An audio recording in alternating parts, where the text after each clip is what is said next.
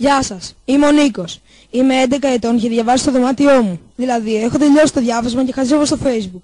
Έχω πολλούς φίλους στο Facebook. Μου αρέσει να γνωρίζω άτομα και να κάνω νέους φίλους.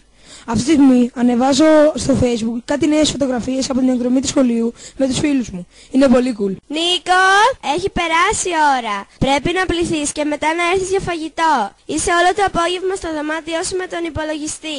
Έλα επιτέλους. Ναι, μαμά, θα έρθω. Μισό λεπτό να τελειώσω κάτι που θέλω. Οπ, τι είναι αυτό? Ένα αίτημα φιλίας. Από ποιον? Τι όνομα λέει? Μαρία. Εγώ δεν ξέρω καμία Μαρία. Είμαι περίεργος να δω ποια είναι. Θα μπω να δω το προφίλ της και τις φωτογραφίες της. Α, είναι 17 χρονών. Πάει λύκειο. Και έχει πολλούς φίλους. Θα την κάνω αποδοχή. Γουστάρω. Θα της στείλω και ένα μήνυμα. Γεια σου Μαρία. Δεν σε γνωρίζω. Πες μου για εσένα. Πώς μου έστειλες να γίνουμε φίλοι? Ωραία, τώρα θα δω αν θα μου απαντήσει. Οπ, ήρθε η απάντηση. Για να δω τι λέει. Γεια σου Νίκο, σε είδε στους φίλους ενός δικού μου φίλου. Μου αρέσει να κάνω νέους φίλους στο Facebook. Ωραία, θα της απαντήσω αμέσως. Και εμένα μου αρέσει να κάνω νέους φίλους στο Facebook. Μαρία είναι το πραγματικό σου όνομα? Όχι, το πραγματικό μου όνομα δεν είναι αυτό.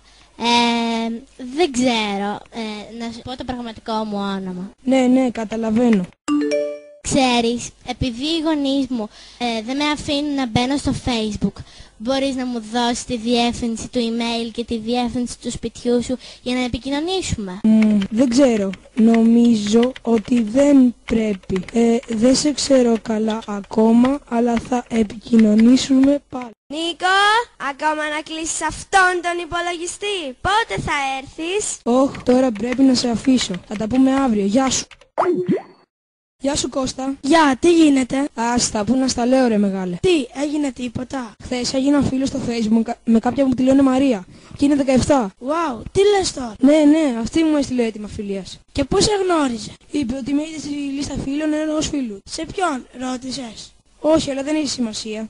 Τώρα θέλω να της δώσω το email και τη διεύθυνση του σπιτιού μου, γιατί δεν μπορεί να συνδέεται πολύ στο Facebook και με αυτόν τον τρόπο θα με βρίσκει και θα επικοινωνούμε καλύτερα. Όχι Νίκο, δεν ξέρω, αλλά δεν μου αρέσει αυτό. Δηλαδή, τι θέλεις να πεις? Ξέρεις, δεν πρέπει να δίνουμε τα προσωπικά μας στοιχεία σε αγνώστους στο ίντερνετ. Και έτσι όπως μου τα λες, μου φαίνεται πολύ περίεργο. Λέω να ρωτήσουμε τον κύριο των υπολογιστών να μας πει τη γνώμη του. Τι λες ρε, τρελάθηκες? Γεια σας παιδιά, τι κάνετε? Καλά κύριε, αλλά έχουμε ένα πρόβλημα. Δηλαδή ο Νίκος. Τι έγινε Νίκο? Τίποτα κύριε, ο Κώστας τα παραλέει. Κύριε, ο Νίκος έκανε μια άγνωστη φίλη του στο Facebook και τώρα αυτή του ζητάει να της δώσει τα προσωπικά του στοιχεία, το email και τη διεύθυνση του σπιτιού.